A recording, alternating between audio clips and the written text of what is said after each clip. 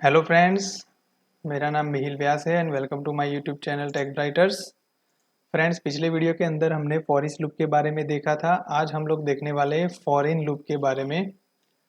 So friends, for in loop जो है वो हमारी एरे ऑब्जेक्ट्स पे किस तरह से चलेगी और किस तरह से हम उसको लिख सकते हैं। तो सबसे पहले यहाँ पे एक एरे मैंने लिया है। तो पहले क्या था कि जब हम लोग फॉर ईच करते हैं तो यहाँ पे हम लोग लिखते थे कि एफ अरे एरे डॉट फॉर ईच, फिर उसके अंदर हम लोग इस तरह से फंक्शन लिखते थे और यहाँ पे हम लोग लिखते थे पैरामीटर के अंदर एक पैरामीटर था बाय डिफॉल्ट जो कि था हमारा वैल्यू। ठीक है, डॉक्यूमेंट डॉट राइट लिखेंगे यहाँ पे और अब वैल्यू और यहाँ पे हम लोग ब्रेक भी कर लेंगे। ठीक है, अब इसको रन करवाते हैं हम यहाँ पे।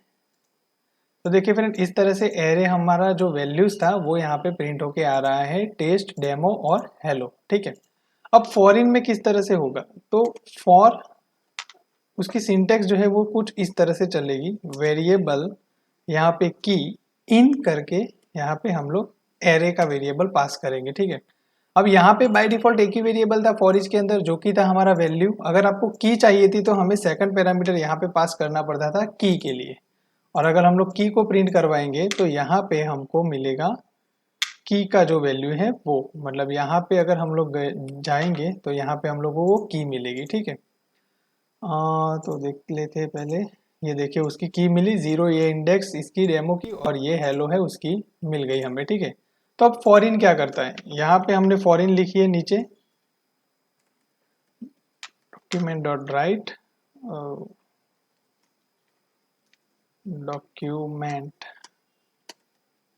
डॉट राइट और यहाँ पे मैं की लिख देता हूँ। ठीक है, उसको करेंगे हम यहाँ पे ब्रेक। ओके, तो अब क्या हो रहा है देख लेते हैं। यहाँ पे ये देखिए उसकी भी हम लोगों को इंडेक्स मिल गई। ठीक है, अब यहाँ पे देखिए की और वैल्यू अलग तरीके से हमें मिल रही है, अलग अलग है दोनों। यहाँ पे वैल्यू हमने प्रिंट करवाई और यहाँ पे की प्रिंट करवाई। अब इसके केस के अंदर किस तरह से एग्जीक्यूशन होगा, यहाँ पे सिर्फ की है तो वो इंडेक्सिंग रिटर्न कर रहा है, लेकिन अगर वैल्यू चाहिए तो अब हमें इस तरह से लिखना पड़ेगा एरे ऑफ की। ये होता है एरे ऑफ की। अब इसको मैं रिफ्रेश करूंगा, ये देखो अब ये आउटपुट देगा टेस्ट डेमो हेलो।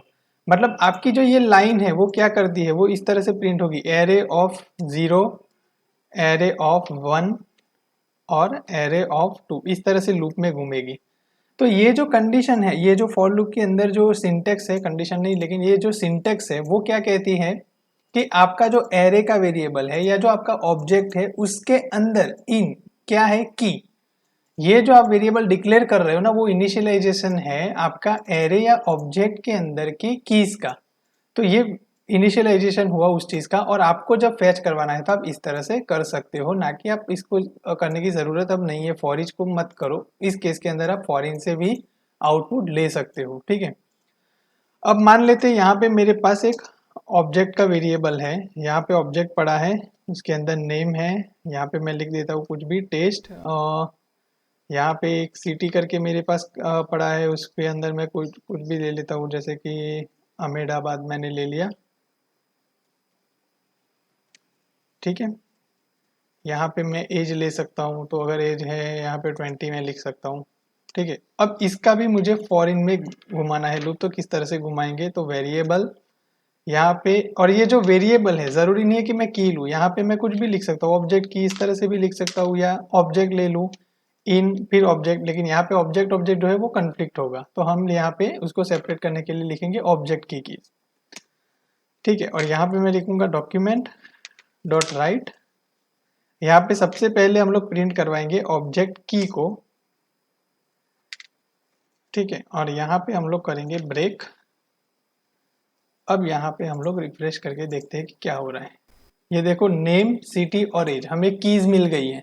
अब उसके अंदर की हमें वैल्यू चाहिए, तो और कुछ नहीं करना, यहाँ पे इसको क्या कर देना है कि ऑब्जेक्ट ऑफ करके यहाँ पे हम लोग इस तरह से लिखेंगे। तो अब हमें क्या मिल जाएगा यहाँ पे टेस्ट अहमदाबाद 20। या फिर अगर हमको अच्छे से आउटपुट चाहिए तो हम ये लिख सकते हैं कि ऑब्जेक्ट की ज्वाइन करेंगे इस तरह से, और यहाँ पे भी ज्वाइन करेंगे। अब हमको रिफ्रेश करना है तो क्या करेंगे, ये देखो नेम की वैल्यू जो है वो टेस्ट है, सिटी की वैल्यू अहमदाबाद और एज की जो वैल्यू है वो 20 है। तो फ्रेंड्स आप फॉर इन का यूज इस तरह से कर सकते हो, ठीक है। तो फॉर ईच और फॉर इन दोनों का काम एक जैसा है। फर्क ये पड़ेगा कि फॉर ईच के अंदर आपको पैरामीटर में पास करना पड़ेगा की और वैल्यू दोनों को। अगर की चाहिए तो बाय डिफॉल्ट वो वैल्यू तो लेता ही लेता है, लेकिन फॉर इन के अंदर आप इस तरह से यूज कर सकते हो और आपको की और जो उसकी वैल्यू है वो इस तरह से फैच करने से मिल जाएगी। तो ये था हमारा फॉर इन लूप, ठीक है फ्रेंड्स। तो अगले वीडियो में मिलेंगे। Thank you so much for watching this video. Take care and bye bye.